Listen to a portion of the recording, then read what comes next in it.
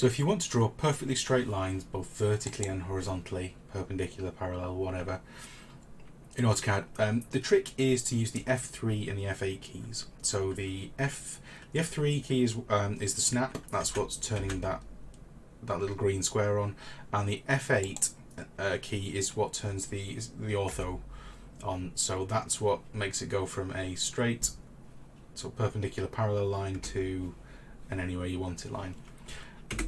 To go a bit further into the snaps, if we do, if let's say you keep pressing F3, so let's say if we select the line, come down here, if you keep pressing F3 and you're not getting anything, any little snaps, see there, at the moment I've got one for an endpoint, and then if I go to somewhere else I get a triangle for a midpoint.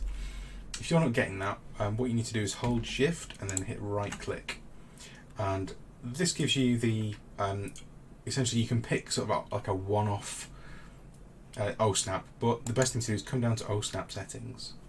So this is how I have mine. You can pause it if you want, have a play with it, try selecting them all. What you'll find is if you select them all and keep using them, eventually you'll get annoyed with some of them, and you'll come in here and turn them off, and this is what I did, and that's how mine looks now. Okay, so the next thing to look at is drawing at an angle. So let's say someone's asked you to draw a line at say 30 degrees. So you click once to choose your start point, and then hit the left chevron. So I suppose the less than symbol. Is it less than or greater than? Probably greater than, isn't it? Something is less than something else. So you hit that and then pick your angle. So we're going to do like 32.8 degrees, and it gives you a line that only ever goes in that. So and then you click again. You could choose a length, or you could just click. Let's say if we do that again, let's say we did 45 degrees. So 45, and then we'll do it a meter. 1, 2, 3. Let's say I'd actually wanted it to go that way. Sometimes you type the angle in and it doesn't quite go the way you want it, because the opposite way. So you can just mirror it, MI space, and then you can do that. But that's how you draw an angle. Okay, so let's say I want to do lots of work on this on this plane, and I want to draw lots of things at right angles to it, and I don't want to kind of keep trying to work it, so I don't want to keep sort of drawing things like I just did and then rotating it. What you can do is you can tell AutoCAD that you want to work in this plane, and that's called the command you use is the UCS.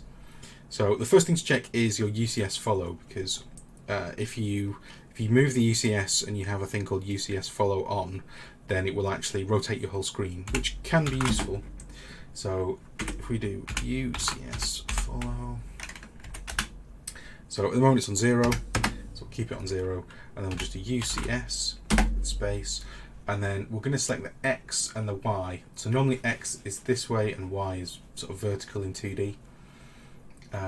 So we're going to tell it, we're going to pick a point, and then we're going to pick an X direction, and then we pick a Y direction, and that's it. And now, so our work plane is now in the same line as this timber. So if I click on a line here and I draw there, so if I don't have F8 on, if I don't have the ortho on, then it just goes anywhere. But if I hit F8, now it's going right up there, doing exactly where I want it.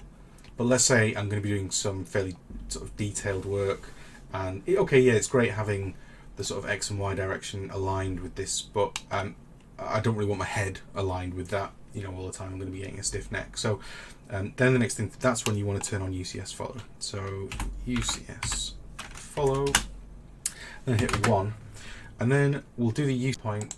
I'm going to tell it the X direction, and then we're going to take the Y direction. And what that's done is that's just rotated the whole screen, the whole model space, to line up with your your UCS, your work plane. So now it then becomes much easier. It's just more comfortable to work really with it when it's like this. So you can do 450, 500, and you can just work like this. When you've had enough working on the side and you want to go back, just hit UCS again without changing UCS follow, and then hit W for world, and that will take you back to your kind of original UCS. that's about it for this video. I hope that was useful. If this solved your problem, please let me know. If it didn't, give me drop me a comment. Let me know. Tell me what problems you got with AutoCAD and what you want help with.